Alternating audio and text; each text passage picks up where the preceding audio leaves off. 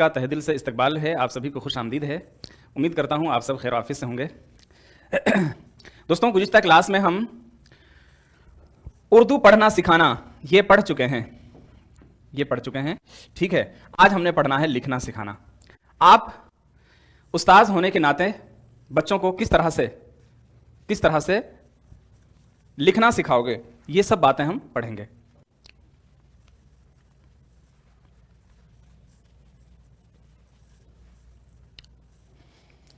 ठीक है, चलिए।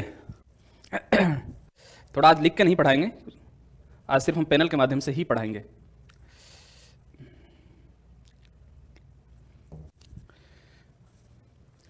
आप सभी को वालेकुम अस्सलाम, वेरी गुड मॉर्निंग। भाई, एक हफ्ते से आपकी क्लास नहीं हो पा रही थी, बगैर किसी शिकवा शिकायत के आप मेहरबानी करके सीधा इस पर फोकस करें। कुछ वजूहात की बिना पर हम क्लास नहीं ले पा रहे थे, ठीक है। आपकी बिल्कुल, हाँ, उर्दू लिखना सिखाने के तरीके सबसे पहला, और यहां से उर्दू लिखना सिखाने के जो तरीके हैं उनमें से कम गुज़िश्ता इम्तिहानात में आप देखो तो हर सवाल नामे में लगभग 2 सवाल आपको मिलेंगे। अब सवालात की परिभाषा, सवालात की नौइयत ये अलग हो सकती है, समझ में आ रही बात, मगर 2 सवाल लाजमी तौर पर गुज़िश्ता इम्तिहान जो हुए हैं, उनके जो पर्चे आए हैं, जो सवाल नामे आए हैं, उनमें देखने को मिले हैं। अब यहां पर भी आपने देखने हैं और बहुत मेहनत के साथ इसको पढ़ना है, इस टॉपिक को, ठीक है। ये पैनल फाइल के रूप में आपको दे दिया जाएगा, आप इसका प्रिंट निकलवा के वापस से एक बार, मेरी गुजारिश है, 1 घंटे की क्लास होगी, इस क्लास को दोहरा लीजिएगा। इब्तिदाई मंजिल पर कुछ मुद्दत के लिए चेंज हुआ है, फिर बाकी आपका वही करा देंगे टाइम, ठीक है। इब्तिदाई मंजिल पर तदरीस ज़ुबान के 4 बुनियादी मकासद हैं। आप इस बात को बहुत अच्छे से जानते हैं। मैं बिल्कुल एकदम इस तरीके से पढ़ाऊंगा इसको कि आप पहली दफा इसको पढ़ रहे हैं, ठीक है। नंबर 1, बोलना, पढ़ना, लिखना और समझना। बोलना, पढ़ना और लिखना और समझना 4 हैं। मैंने क्यों लिखे हैं ये, मैं वापस से इनको लिख रहा हूं, देखिए। बोलना, ठीक है, और लिखना। इसके अलावा 2 हैं, पढ़ना और समझना। पढ़ना और समझना। तरतीब यही है जो यहां पर लिखी है, ये इसकी तरतीब है, ये इसकी तरतीब है, राइट। लेकिन यहां पर आपने कुछ इस बात को भी, या ये जो मैंने लिखा है, इसको भी याद रखना है। आप देखोगे साथियों कि यहां पर ये जो 2 हैं, बोलना और लिखना, मैं कितने काम यहां पर कर रहा हूं, बोल भी रहा हूं और लिख भी रहा हूं। समझ में आ रही बात, बोल भी रहा हूं और लिख भी रहा हूं।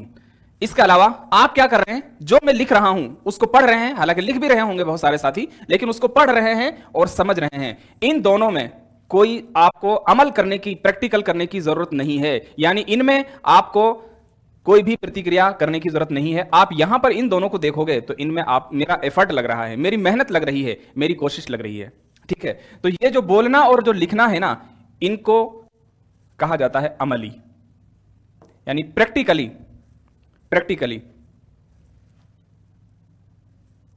इनमें प्रैक्टिकल हो रहा है, ठीक है। और इनमें सिर्फ आप नजरों से काम चला रहे हैं, तो ये क्या हो जाएगा, ये हो जाएगा नजरी। ये सवाल प्रीवियस पेपर्स में राजस्थान में ही आया हुआ है। तो इन दोनों में, इनमें 2 अपनी नौइयत के एतबार से अमली हैं और 2 नजरी हैं। क्लियर है, इनमें 2 अमली हैं, यानी 2 में आप कमेंट्स करके बता दीजिएगा अगर ये बात समझ में ना आई हो, तो मैं वापस इसको समझा दूंगा। देखिए, 2 कुल मिलाकर बात यह है कि इन चारों में 2 ऐसे हैं जिनमें अमल किया जा रहा है।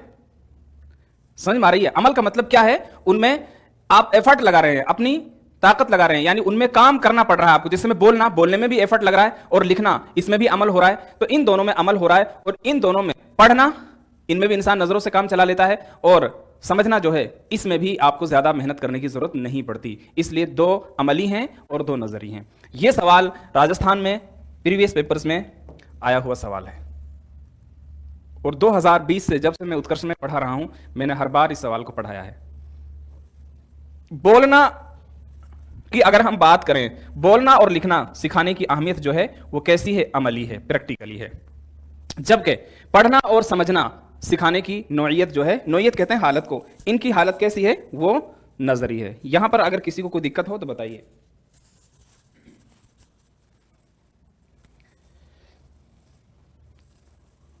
ठीक है, अब लिखना किसको कहा जाता है, एक एक लफ्ज मैंने यहां पर लिया है लिखना, इसकी हम परिभाषा कैसे कर सकते हैं, लिखना कहते किसको हैं। इस्तिलाह में एक ऐसा अमल है, एक देखिए अमल जो है ना कई लफ्जों में इस्तेमाल होता है।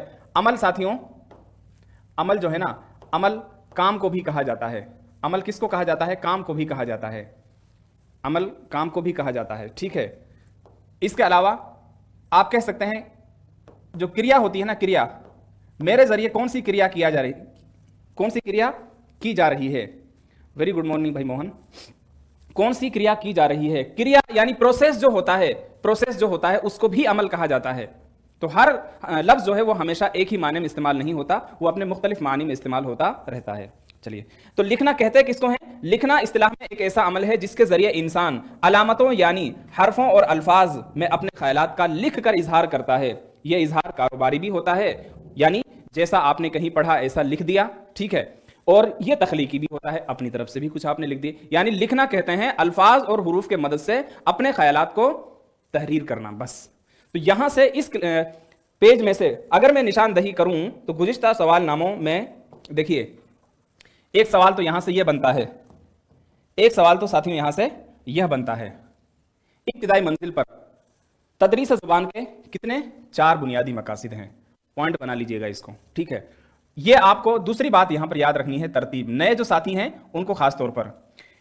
इसके बाद नेक्स्ट क्वेश्चन जो है, 2 इनमें से अपनी नौइयत के एतबार से अमली हैं, 2 नजरी हैं। अब एक आपने ये याद रखना है, ये पॉइंट याद रखना है, और एक ये पॉइंट याद रखना है, कौन से अमली हैं कौन से नजरी हैं। चलिए, लिखना सिखाने के लिए आप बहैसियत उस्ताज के 4 तरीके उर्दू में इस्तेमाल करते हैं। यह सवाल मुझे आपसे करना चाहिए था कि आप बहैसियत उस्ताज के कितनी तरह से बच्चों को लिखना सिखाओगे। अच्छा, ये 4 वापस से देखिए एक बार, ये जो 4 हैं, बोलना, पढ़ना, लिखना और समझना, इनमें सबसे मुश्किल कौन सा है, जी बताइए। मुश्किल मरहला, पहले भी मैंने आपसे, ये कोई बताने की बातें नहीं है, ये खुद एक उस्ताज होने के नाते आपने खुद से बच्चों को बतानी है, या खुद ने अपनी तरफ से समझकर जवाब देना है। बताइए भाई, अबू बकर, अफसाना, सुरैया, इजहार, सुरेश, मोहम्मद अली, के इन 4 में मुश्किल मरहला कौन सा है, और भी जितने साथियों के नीचे नाम हैं, इन 4 में सबसे मुश्किल मरहला कौन सा है, मैं बता चुका हूं। शाबाश, बहुत अच्छा सुरेश, यही लिखने का अमल। भाई आप अपने ऊपर गौर करें, बहुत सारे साथी ऐसे हैं जो एक उस्ताज के मकाम पर फाइज होने वाले हैं, या हो चुके हैं बहुत सारे, तो ठीक है, मतलब कहीं ना कहीं तो पढ़ा ही रहे हैं, समझ रहे भाई। उस्ताज ही है, उस्ताज बनने के लिए सरकारी डिग्री कोई ज़रूरी नहीं है, समझ में आ रही है। लेकिन आजकल ये फैशन भी है कि भाई प्राइवेट हैं या गवर्नमेंट जॉब में हैं। तो मुझे कई बार ऐसा महसूस भी हुआ है। तो कुछ ऐसे साथी हैं जो टीचिंग की तैयारी कर रहे हैं, लेकिन फिर भी कहीं ना कहीं वो लिखने में कमज़ोरी महसूस करते हैं। तो आप भी इसका अंदाज़ा अपनी तरफ से भी लगा सकते हैं। चलिए, अब हम देखते हैं लिखना सिखाने के 4 तरीके इस्तेमाल किए जाते हैं। 4 तरीके इस्तेमाल किए जाते हैं। नंबर 1, अबजदी तरीका, वेरी इंपॉर्टेंट। पेस्टालोजी तरीका, अंग्रेजी में इनका प्रोनाउंसिएशन कुछ और भी होता है, ठीक है। मॉन्टेसोरी तरीका, पढ़ो लिखो तरीका, बहुत आसान है। अब मैं आपसे सवाल करूं, बगैर कोई लाग लपेट के या बगैर कुछ बताए, इन चारों में से सबसे, इन चारों में उर्दू ज़बान के लिए बेहतर तरीका कौन सा है, बेहतर तरीका कौन सा, बेहतर तरीका कौन सा है। चलिए,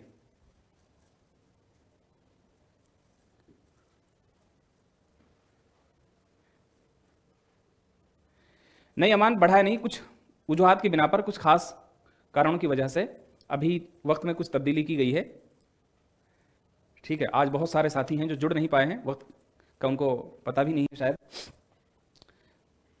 तो 2-3 दिन के बाद हम कोशिश करेंगे वही टाइम रखने का जो हमारा स्टार्टिंग में था। बताइए, हाँ बिल्कुल मोहन, उसके बारे में मैं अभी देख रहा हूँ और मैं उसको बहुत जल्द उसके बारे में अपडेट दूंगा आपको, सिलेबस के बारे में भी। अबजदी तरीका, पेस्टालोजी तरीका, मॉन्टेसोरी तरीका, पढ़ो लिखो तरीका, 4 तरीके मैंने आपको यहां बताए हैं। 4 तरीके मैंने बताए हैं। पहले हम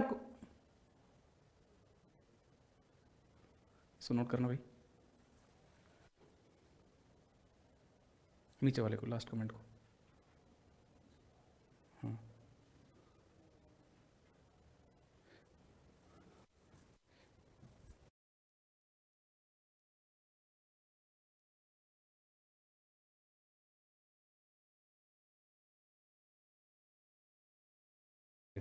वही चालू करो। अबजदी तरीका, बहुत अच्छा भाई मोहम्मद अली, शाबाश। अबजदी तरीका, पेस्टालोजी तरीका, मॉन्टेसोरी तरीका और पढ़ो लिखो तरीका, चारों में उर्दू, सीधा सा सवाल है कि उर्दू जबान की तदरीस के लिए कौन सा तरीका सबसे ज्यादा बेहतर माना गया है, तो अबजदी तरीका। अब एक एक को पढ़ते हैं, मैं लिख के पढ़ा था, मेरी कुछ फिंगर में कोई दिक्कत आई हुई है, तो अबजदी तरीका, कुछ मैं ये चाह रहा हूं कि इस क्लास में ये टॉपिक मैं पूरा कर दूं, ठीक है। सबसे पहले डाल लीजिए अबजदी तरीका। आप चाहो कि हम इनमें से शॉर्ट नोट्स बना लेंगे, मैंने लिखा शॉर्ट में है, बहुत शॉर्ट में है, ठीक है। सारी बातें आपने याद करनी है इनमें। लिखना सिखाने के जिस तरीके में तख्तियों और कापियों में हुरूफ लिखने की मशक कराई जाती है, उसी को अबजदी तरीका कहा जाता है। क्या कहा जाता है? अबजदी तरीका कहा जाता है। जिस तरह आपने और हमने, हमसे पहले वाले लोगों ने लिखना सीखा है, हाँ उसी में रखेंगे मोहन, ठीक है। अब हमारी टीम है वो बैठी, वो नोट कर लेगी आपकी सारी बातें, बस अब थोड़ा यहां फोकस कीजिए। लिखना सिखाने के जिस तरीके में तख्तियों और कापियों में हुरूफ लिखने की मशक कराई जाती है, वही अबजदी तरीका है। यह उर्दू के लिए सबसे ज्यादा मुफीद है। यह उर्दू के लिए सबसे ज्यादा मुफीद है, यह सबसे ज्यादा मुफीद है, ठीक है। ये सवाल भी आया हुआ है, मशरिकी ममालिक में इस्तेमाल होने वाला यह कदीम तरीका है। उर्दू, चूंकि हम उर्दू पढ़ रहे हैं, हमें किसी और जुबान से मतलब यहां पर नहीं है। उर्दू जुबान के सिखाने के लिए मशरिकी ममालिक में, यानी यूरोपियन जो कंट्रीज हैं, सॉरी एशियाई जो कंट्रीज हैं, उनमें सबसे ज्यादा इस्तेमाल होने वाला और सबसे पुराना तरीका वो यही है। उर्दू, अरबी, फारसी, इन तीनों जुबानों को सिखाने के लिए इसी तरीके को कदीम माना गया है। अबजदी तरीके में पहले बच्चे को अलिफ से लेकर या तक, अब इसका तरीका क्या है देखिए, अबजदी जो तरीका है, इसका मेथड क्या है? मेथड क्या है इसका? सबसे पहले अलिफ से या तक हुरूफ बच्चे को सिखाए जाते हैं, सिखा दिया आपने। फिर मिलवा शक्ल सिखाई जाती है। यहां से एक सवाल आया हुआ है मुफरद से मुरक्कब की तरफ, कौन सा तरीका है? सवाल नोट कर लीजिए अपनी नोटबुक में, कौन सा तरीका है जिसमें मुफरद से मुरक्कब की जानिब, कौन सा तरीका है? भाई आप, मैं बोल ज्यादा रहा हूं, लिख लीजिएगा खुद से, है ना। जिसमें मुफरद से मुरक्कब की जानिब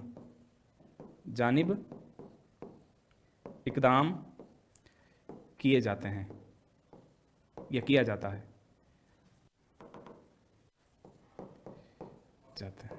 जी, कौन सा तरीका है? हुरूफ की मिलवा शक्ल को क्या कहते हैं? देखिए, मैंने पहले भी पढ़ाने के दौरान भी मैं बता चुका हूं, ये अलिफ है, ये बे है, ये जीम है, ये सीन है, ये स्वाद है, ठीक है। ये इनकी हुरूफ की शक्ल है। हुरूफ की मिलवा शक्ल भी होती है। ये क्या है? मुफरद है। ये सब मुफरद है, अलग अलग है सबकी, ठीक है। एक होती है मिलवा शक्ल, जैसे आपने बे ये लिख दिया, जीम ये लिख दिया, सीन ये लिख दिया, स्वाद ये लिख दिया, ऐसा ही है, ठीक है। इन सबको क्या कहेंगे? मिलवा शक्ल कहेंगे। मिलवा शक्ल।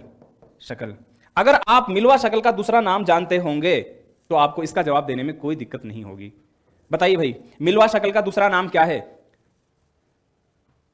मिलवा शक्ल को, शाबाश, बहुत अच्छा मोहम्मद अमान जी, बताइए। मोहन, आपने बहुत सारे सवाल किए थे, मुझे याद है इस वक्त। मिलवा शक्ल का दूसरा नाम क्या है? ये याद होना चाहिए, ये टेक्निकल वर्ड्स हैं ये, अगर इन्हीं को आप याद नहीं रखोगे तो दिक्कत आएगी आपको जी, शाबाश, बहुत अच्छा। इनको कहते हैं भाई, अब इनसे मुफरद से हम क्या बनाएंगे? मुरक्कब बनाएंगे ना, या मुफरद से क्या बनाएंगे? अल्फाज बनाएंगे। अल्फाज कैसे होते हैं? मुरक्कब होते हैं हरूफ के, तो इसको कहा जाता है मुरक्कब कहा जाता है। तो ये वो तरीका है जिसमें मुफरद से मुरक्कब की तरफ इकदाम किए जाते हैं। यहां से और यहां तक इस सवाल को नोट कर लीजिएगा, ये पेपर्स में आ चुका है। शाबाश। नहीं नहीं, हम शक्ल कैसे हो जाएगा भाई अबू बकर? हम शक्ल तो नहीं होगा, हम शक्ल नहीं होगा। हम शक्ल तो ये हैं जैसे, हाँ चलिए हम शक्ल से, बहुत अच्छी बात है आपने मुझे याद दिलाई। एक सवाल बताता हूं मैं आपको। अभी एक तालिब इल्म ने किसी टेट एग्जाम का मुझे सवाल भेजा था, आपको भी बताता हूं। बे, जीम, दाल, सीन, फॉर एग्जाम्पल, एग्जाम्पल के तौर पर मैं बता रहा हूं, ठीक है? एग्जाम्पल के तौर पर मैं बता रहा हूं। ये जो है ना, ये बे जो है, इसका अब बे, पे, ते, टे, से, ये सब इसी से मिलते जुलते हैं। हमें बहुत याद किया भाई, कोई बात नहीं, अच्छी बात है, याद होनी भी चाहिए। और बहुत शुक्रिया याद करने के लिए। कुछ खास बुझा से मैं क्लास नहीं ले पाया था, अब बराबर क्लास होंगी आपकी। पहले हम प्री को फ्री करेंगे, समझ रहे हैं? प्री का जो कोर्स है उसको कंप्लीट कराते हैं, हालांकि साथ साथ मेंस की क्लासें होती रहेंगी, लेकिन हो सकता है ज़्यादा वक्त हम प्री को दें, क्योंकि इसके बाद क्वेश्चन वगैरह भी हमने करवाने हैं। पे, ते, टे, से, सबका एक ही खानदान है, ठीक है? इसके बाद आप देखोगे जीम, चे, है, खे, ये जीम हो गई। अब ये सब इस खानदान के, दाल, डाल, रे, जे, इन सब का खानदान एक है। सीन, शीन, इन सब का खानदान एक है। तो पता ये चला कि इनमें से आपसे सवाल पूछा गया है। एक सवाल की मुझे परिभाषा याद नहीं है, बहुत घुमा फिरा के सवाल पूछा गया था, लेकिन आप याद रखिएगा हरूफ के भी अपने खानदान हैं, हरूफ के भी अपने खानदान हैं, जिनमें बे के खानदान, ये एक शक्ल है, ठीक है? इससे ये बने हैं, इससे ये बने हैं, इससे ये बने हैं, इससे ये बने, इस तरह से। चलिए, तो हम शक्ल, ये सब हम शक्ल हैं, ये सब एक दूसरे के हम शक्ल हैं, राइट? अब जल्दी तरीका, इस तरीके की खूबियां क्या हैं? इस तरीके की खूबियां साथियों क्या हैं?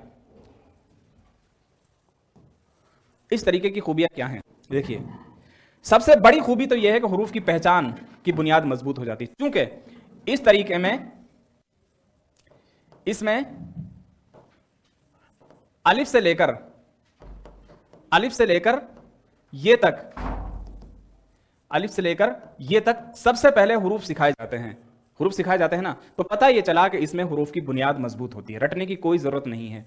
लफ्ज की बना, अब जाहिर सी बात है, बच्चे को खुद इसी लाइन से आप सारे जवाब निकालने की कोशिश करें। देखिए, बच्चे को अलिफ से लेकर या तक हरूफ सिखा दी जाएंगे, तो उसमें एक एक हर्फ बच्चे को सिखाया जाएगा। ये बे, ठीक है? बे के साथ जितने भी जीम, इस शक्ल के, इसके अलावा इस शक्ल के हर एक हर्फ जो है उसकी शक्ल बच्चे को बताई जाएगी। तो पता ये चला कि लफ्ज की सही बनावट, लफ्ज नहीं, इसको कीजिए हर्फ, हर्फ, हर्फ की सही बनावट और शक्ल की पहचान होती है। ऐसा ही है जी। खत साफ और वाज़ेह हो जाता है। यहां खत जो है वो किस मायने में इस्तेमाल हुआ है बताइए भाई, हम पानी पी रहे हैं तब तक, जवाब दीजिए। खत जो है किस मायने में? अभी मैंने थोड़ी देर पहले कहा था ना, हर लफ्ज को आप उसके लुग़वी मायने में, यानी लिटरेरी जो शाब्दिक अर्थ होता है उसमें ही मत सोचा करें। उसका जो सियाको सबाक होता है ना, आगे पीछे क्या बातें कही जा रही हैं, उससे जोड़कर समझने की कोशिश करें। हो सकता है लुग़वी मायने से बहुत अच्छा मायना आपके जहन में आ जाए।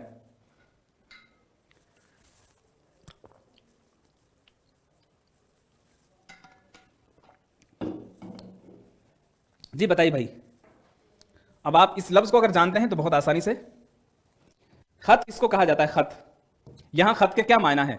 वेरी गुड, क्या बात है। हाँ, तो क्या इससे सही होगा भाई? बच्चों की लिखावट सही होगी। क्या होगी? बच्चों की लिखावट, बच्चों की लिखावट सही होगी। इससे लिखावट यानी आप दूसरे अंदाज में कह सकते हैं कि बच्चों की तहरीर जो है वो सही होगी, बच्चों की तहरीर जो है वो सही होगी। जी बहुत अच्छा।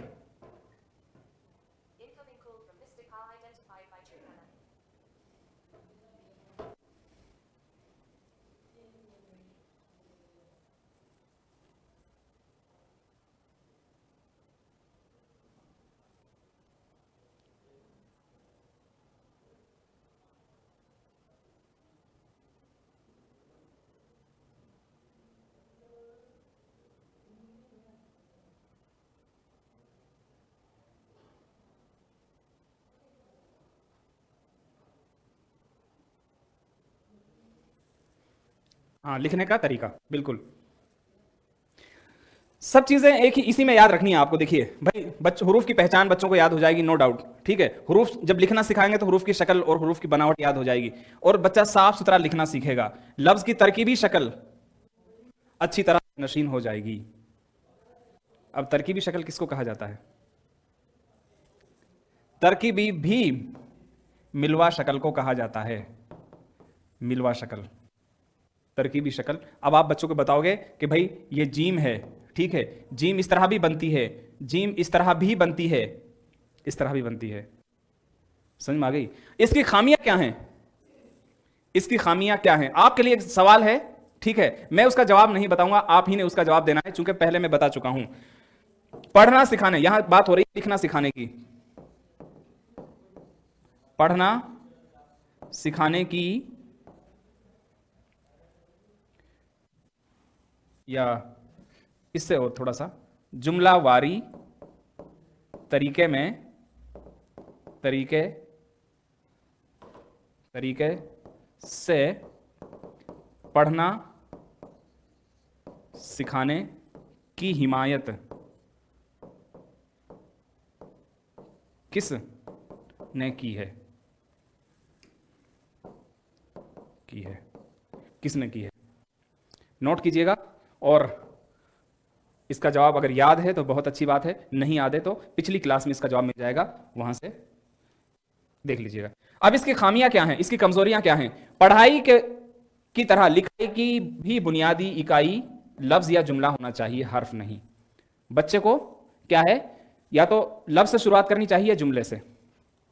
ये तरीका, चूंकि इसमें बच्चे को पता ही नहीं कि मैं अलीफ बा क्यों याद कर रहा हूं। भाई बच्चे को मालूम होगा क्या कि वो ये सारी चीजें क्यों याद कर रहा है? उसको पता ही नहीं, बस डंडे के जोर से हम उसको याद करवा देंगे, या बच्चे उस्ताद जो है बच्चे को कायदे में पढ़ा कर रटवा देगा। बच्चे को कुछ नहीं पता कि मैं क्यों पढ़ रहा हूं।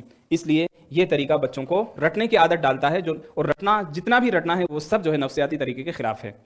इसमें नामालूम से मालूम की तरफ चला जाता है, बिल्कुल ऐसा ही है। पहले बच्चा जो है इसमें जो कुछ सीख रहा है उसको पता ही नहीं है मैं क्या सीख रहा हूं और क्यों सीख रहा हूं। तो और पढ़ाई का उसूल क्या है? गुर, पढ़ाई का गुर, तालीम का गुर क्या है? तालीम का गुर यानी उसूल क्या है? उसूल के खिलाफ है, पता ये चला। तालीम का उसूल है मालूम से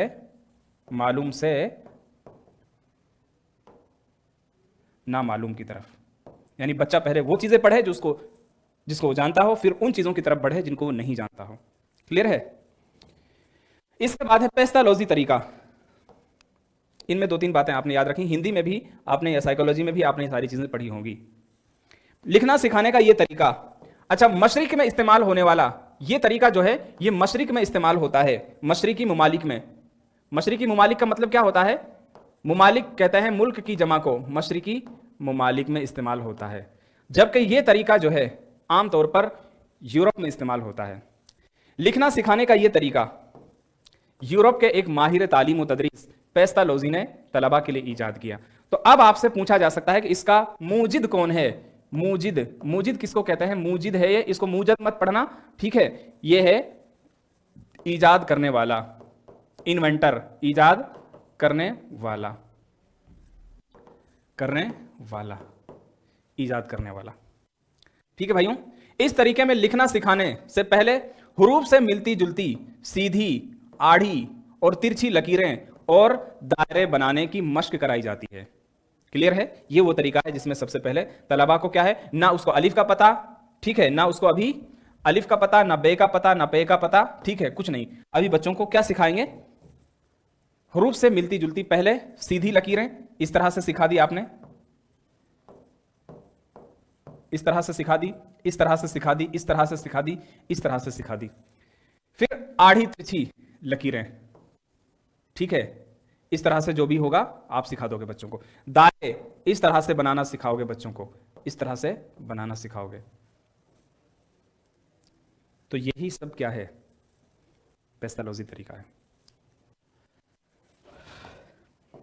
सबसे पहले सीधी, आड़ी और तिरछी लकीरें। अब ये जो सीधी लकीरें हैं ना, इनको क्या कहा जाता है? इनको कहा जाता है खत मुस्तकीम। खत कहते हैं लाइन को, और मुस्तकीम कहते हैं सीधे को। खत्ते मुस्तकीम, खत्ते मुस्तकीम का मतलब क्या हो जाएगा? मुस्तकीम कहते हैं सीधा, मुस्तकीम किसको कहा जाता है? सीधा, सीधा या सीधी, ठीक है। खत किसको कहते हैं? लाइन को कहा जाता है। किसको कहा जाता है? लाइन को कहा जाता है, सीधी लाइन, ठीक है। जैसे अंग्रेजी में सीखते हैं ना भाई, अंग्रेजी में बच्चों को सिखाया जाता है, पहले उसको डायरेक्ट बी नहीं बनाना सिखाया जाता। ऐसा नहीं कि पहले ही दिन आपने उसको एबीसीडी, बच्चे को पहले सीधी लाइनें सिखाई जाती हैं, ठीक है। फिर एक ये सिखाया जाता है, फिर ये सिखाया जाता है, फिर दोनों को मिलाकर सिखाया जाता है, फिर इस तरह से बी बच्चे को बनाना सिखाया जाता है। तो ये सब अंग्रेजी के लिए बहुत मुफीद तरीके हैं, उर्दू से इनका कोई लेना देना लगभग नहीं है। हाँ, फिर गोल, तो खत्ते मुस्तकीम हो गया। फिर गोल दायरे और नुक्ते सिखाए जाते हैं। अधूरे और चौकोर नुक्ते या खाने तलबा से बनवाए जाते हैं। इनको कहा जाता है क्या? क्या लिखा हुआ है बताइए, इसका प्रोनाउंसिएशन बताइए, हिंदी में लिख के बताइए क्या है भाई ये। और आपको बताऊं, एक सवाल भी नोट कर लीजिए, आपसे हम किसी पेपर वगैरह में पूछेंगे, मुस्तकीम, मुस्तकीम और मुनहनी, अब तो मैंने बोल दिया है, इन दोनों, ये दोनों एक दूसरे की जिद के तौर पर इस्तेमाल होती हैं। एक नया सवाल भी आप यहां से सीख लीजिएगा, समझ में आ रही है? तो मुस्तकीम सीधे को कहा जाता है, और ये आड़ा तिरछा जो होता है उसको कहा जाता है। शाबाश। क्या कहा जाता है? मुनहनी। क्या कहा जाता है? मुनहनी। मेरे ख्याल से हिंदी में इस तरह इसको लिख सकते हैं। आपकी प्रोनाउंसिएशन के लिए उच्चारण सही होने की वजह से मैंने लिखा है। इस तरीके में खेल खेल में बच्चे हुरूफ सीख जाते हैं, फिर हुरूफ की मश्क कराई जाती है। पेस्टालॉजी का ख्याल है कि हुरूफ लिखने की महारत खत्ते मुस्तकीम और खत्ते मुनहनी से करानी चाहिए। अब सवाल पूछ लिया जाए कि किस माहिर तालीम का यह ख्याल है कि हुरूफ लिखने की महारत खत्ते मुस्तकीम और खत्ते मुनहनी से करनी चाहिए? जी बहुत अच्छा मोहन, ठीक है। तो ये साथियों याद रहेगा, ये सवाल है, ये सवाल है। सवाल क्या है कि कौन सा तरीका है, या कौन सा तरीका है जिसमें हुरूफ लिखने की मश्क खत्ते मुनहनी से कराई जानी चाहिए? और इसके अलावा कौन ऐसे माहिर तालीम हैं जिनका ख्याल यह है, जिनका ख्याल यह है कि हुरूफ लिखने की महारत खत्ते मुस्तकीम और खत्ते मुनहनी से करानी चाहिए? कौन ऐसा कहता है? तो ये भी याद रखिए। वो इस बात पर जोर देते हैं कि लिखना सिखाने का आगाज खत कशी से किया जाए। Very very very very important question. और आया हुआ सवाल क्या है? क्या है भाइयों? कौन सा ऐसा तरीका है जिसमें लिखने की इब्तिदा, किस तरीके में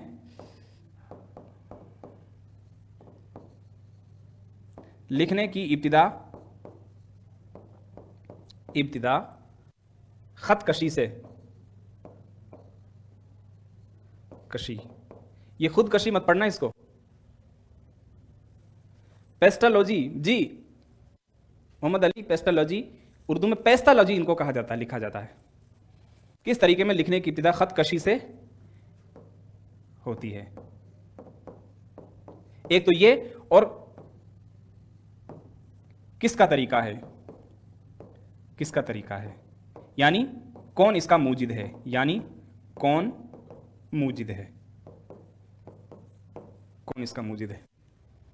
ऐसा नहीं कि मैं 2022 वाला एग्जाम या 21 वाला एग्जाम देखकर जो सवालनामे आए हैं उनमें से इन सवाल को रिपीट कर रहा हूं। जिन तलबा के पास 2019-20 से मेरे नोट्स हैं, जो पढ़ रहे हैं, उनको बखूबी अंदाजा होगा कि ये सारी चीजें मैं उसी वक्त से पढ़ा रहा हूं जब से मैं यहां पर आया हूं। ठीक है दोस्तों, तो ये सवाल दोनों आप नोट कर लीजिएगा। पेस्टालॉजी, हाँ, तो लिहाजा वो इस बात पर जोर देते हैं कि लिखना सिखाने का आगाज किस तरह से होना चाहिए, खत कशी से होना चाहिए। प्रीवियस पेपर्स में आया हुआ है। और सीधी लकीरें बनवाने की खूब मशक कराई जाए, जिससे हुरूफ लिखने की बुनियादी महारत पैदा हो सके, या बच्चों में बुनियादी महारत पैदा की जा सके। अब इन्हीं में से सवाल हो सकता है कुछ भी, कि कौन ऐसे माहिर तालीम हैं, कौन ऐसे नफ्सियात के माहिर हैं, कौन ऐसे माहिर तालीम हैं जो इस बात की हिमायत करते हैं कि बच्चों को पहले, या बच्चों को बुनियादी हुरूफ लिखने की महारत जो है वो लकीरों के जरिए से कराई जाए। तो आप इसके लिए रेडी रहें। पेस्टालॉजी का ख्याल है कि नुक्तों और खतों को जोड़कर उनसे हुरूफ बनाए जा सकते हैं, फिर हुरूफ से अल्फाज और अल्फाज से जुमले सिखाए जा सकते हैं, फिर अल्फाज की मशक कराई जाती है। खेल खेल में बच्चे हुरूफ सीख जाते हैं। समझ में आ गई भाइयों? चलिए देखिए, मैंने यहां पर यह लिखा है खत्ते मुस्तकीम, ये खत्ते मुस्तकीम है, ये खत्ते मुस्तकीम है। इनको मत समझ लेना, ये तो कौसेन लगाया है मैंने, ब्रैकेट लगाया है, ये भी खत्ते मुस्तकीम है, ये भी चूंकि सीधी है जरूर आड़ी हो सकती है लेकिन ये सीधी तो है लकीर। खत्ते मुनहनी, ये सब जो है ना ये खत्ते मुनहनी में शुमार किए जाते हैं, ये सब गोल दायरे शुमार किए जाते हैं, चौकोर नुक्ते या मुरब्बा नुक्ते आप इनको कह सकते हैं। इसकी खूबियां और खामियां हम पढ़ लेते हैं। देखिए बच्चे जो है ना, बच्चे खेल खेल में लिखना सीख जाते हैं, ये सवाल भी आया हुआ सवाल है, कौन सा तरीका है जिसमें बच्चा खेल खेल में लिखना सीख जाता है। इसमें बच्चे इसमें दिलचस्पी से काम करते हैं, इसमें खुद करके सीखने का मौका मिलता है। किस तरीके में? किस तरीके में खुद लिखने का मौका मिलता है। ठीक है, लकीरें और दायरे से हरूफ बनाना सिखाया जाता है, बिल्कुल आसान है। इस तरीके में कुल से जुज की तरफ चला जाता है।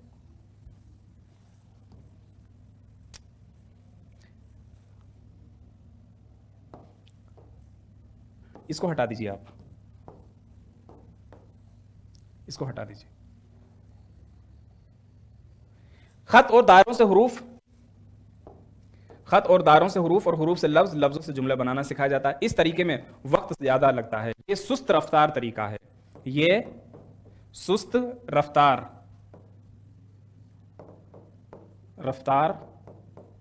तरीका है और ये छोटी जमातों के लिए मुनासिब है, ये छोटी जमातों के लिए मुनासिब है। इस तरीके में खत नस्ताली की खूबी बाकी नहीं रहती।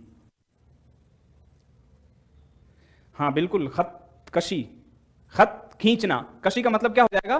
खत खींचना, चूंकि खत कशी में लाइनें ही तो खींच खींच कर बच्चों को हरूफ सिखाए जाते हैं। बिल्कुल सही लिखा है आपने। इस तरीके में जो खत नस्तालीक है, उर्दू का जो लिपि है, उर्दू की जो लिपि है, जो उसका रस्मुल खत है, उसकी खूबी बाकी नहीं रहती। चूंकि उर्दू जो खत है, उर्दू जो लिपि है, उसकी खूबी यह है कि उसके दायरे जो होते हैं ना वो गोल होते हैं। मॉन्टेसोरी तरीका, तदरीस का ये तरीका या लिखना सिखाने का ये तरीका, इटली की खातून डॉक्टर, देखिए बाज जगह मारिया लिखा हुआ है, अब आप ज्यादा बेहतर जानते हैं चूंकि साइकोलॉजी वगैरह में भी पढ़ा होगा। मारिया मॉन्टेसोरी हैं या मैरी मॉन्टेसोरी, इन्होंने इजाद किया। वह अस्पताल में छोटे बच्चों का इलाज करती थी, उसे माजूर बच्चों से हमदर्दी भी थी। उनका इलाज करते करते इन्होंने ये तरीका इजाद किया। क्लियर है? में बच्चों को लिखना सिखाने के लिए लकड़ी या मोटे कागज पर हरूफ की शक्ल लिखकर काट ली जाती है। ठीक है, आगे बच्चे फिर क्या करते हैं? बच्चे उन पर हाथ फेरते हैं जिससे हरूफ की शक्लें बच्चों को याद हो जाती हैं। क्लियर है? आजकल प्लास्टिक से भी हरूफ को बनाया जा रहा है, लेकिन असल लकड़ी और मोटे कागज। मॉन्टेसोरी ने यह तरीका, चलिए आप बताइए, मॉन्टेसोरी का जो तरीका है, साइकोलॉजी में भी आपने पढ़ा होगा, मॉन्टेसोरी तरीका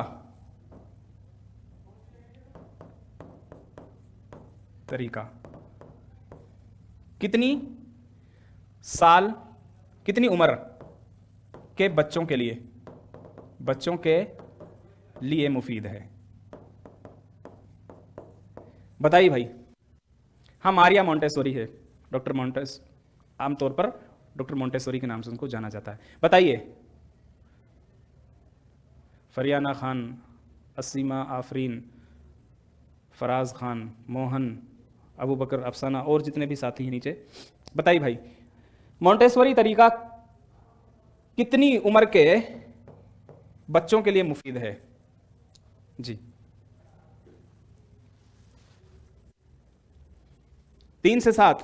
चलिए भाई, मोहम्मद अबू बकर, बहुत अच्छा, और साथी जवाब दें।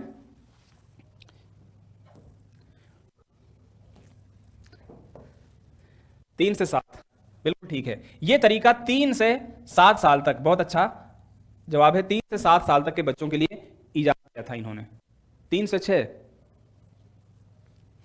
लेकिन अब 12 साल तक, जो 12 बरस तक के बच्चे हैं, 12 बरस तक की उम्र के बच्चों के लिए भी ये फायदेमंद बताया गया है। राइट, ये तरीका, अब आपको यह एक सवाल तो ये यहां पर याद रखना है, ये तरीका या ये सवाल पिछले इम्तिहानों में आया हुआ है। एक सवाल, ठीक है, एक सवाल ये आपने याद रखना है। यहां आपने एक नई बात पढ़ी होगी, देखिए ये सिर्फ पढ़ना नहीं है, इनको समझना भी है। बच्चे इन हुरूफ पर हाथ फेर कर, यानी मान लीजिए ये हुरूफ है, ब्लाइंड जो बच्चे थे, समझ रहे हैं, वो हाथ फेर कर जब पता चलेगा तो वो छू कर पता चलाएगा वो, यानी वो स्पर्श करेगा उसको, फिर उसको पता चलाएगा वो। समझ में आ रही है? तो ये जो तरीका है ना, ये बच्चों की जो ज्ञानेंद्रियां हैं, हवासे खमसा जो हैं, उन पर आधारित है। चलिए आगे मैं बताऊं इसको, यहां पर याद रखिएगा इसको, इतना सा।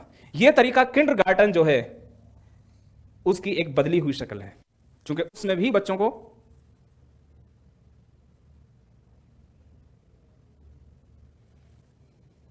चलिए अब मैं मोहन इसको करवा देता हूं। कल की क्लास में आप स्टार्टिंग में मुझसे सवाल पूछिएगा, मैं बताऊंगा पूरा, ठीक है? कल के लिए इसको पेंडिंग रखें, ये हो नहीं पाएगा फिर में।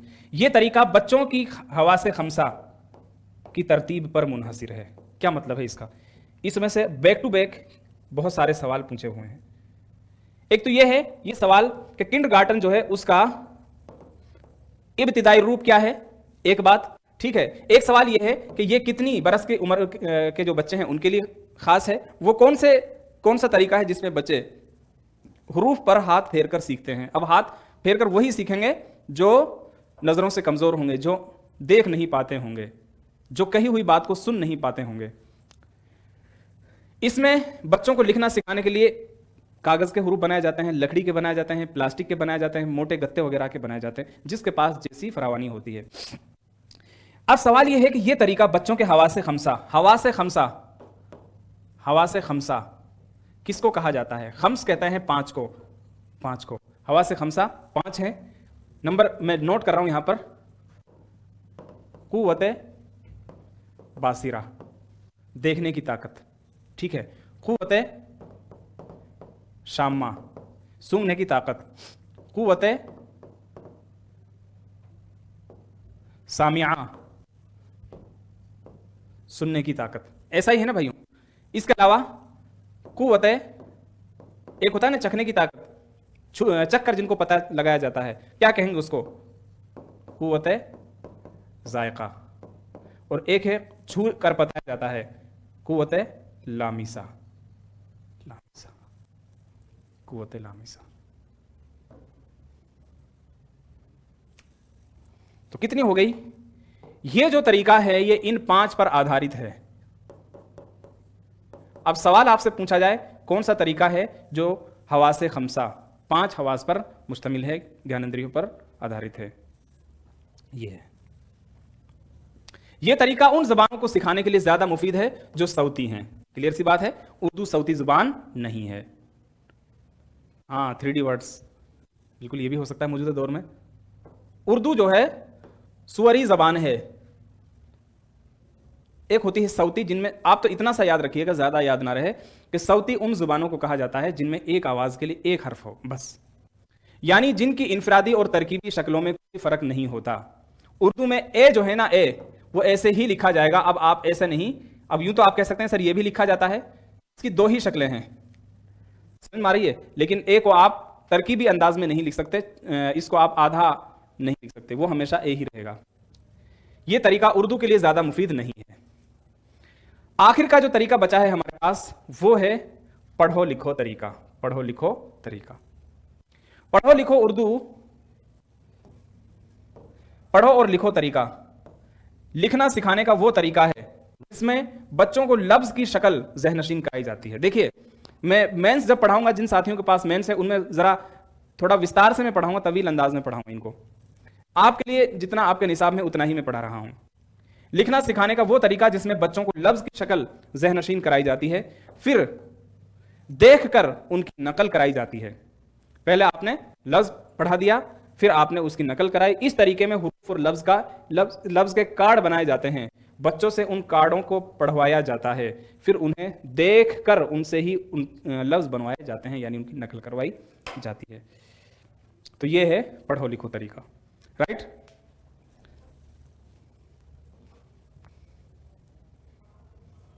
तो इन सब का खुलासा, लिखने सिखाने के 4 तरीके हमने बताए हैं। सबसे पहला अबजदी तरीका, उसके बाद पेस्तालोजी तरीका, मॉन्टेसोरी तरीका और पढ़ो लिखो तरीका। उर्दू के लिए सबसे ज्यादा कामयाब तरीका ये कहलाता है। अबजदी तरीका इसमें क्यों कहा जाता है? हाँ बिल्कुल, आप इसको इजहार निकलवा लीजिए, अभी हमारे टेक्निकल साथी जो हैं आपको प्रोवाइड करा देंगे। आप उसके बाद इसका प्रिंट निकलवाइए, और मेरी आपसे गुजारिश है कि जब भी आपको टाइम मिले एक बार फिर से इस क्लास को सुनिएगा, पढ़िएगा। सुनने से बहुत कुछ चीजें आपके जहन में आती हैं, समझ रहे हैं? तो ये अबजदी इसको क्या क्यों कहा जाता है? चूंकि इसमें हुरूफ तहज्जी जो हैं पहले उनको सिखाया जाता है। और अबजद किसको कहा जाता है? हुरूफ के मजमूए को अबजद कहा जाता है, अबजद कहा जाता है। तो आज के लिए इतना ही। लिखना सिखाने के मैंने तरीके आपको समझा दिए हैं। उम्मीद करता हूं ये सब बातें आपको समझ में आ गई होंगी।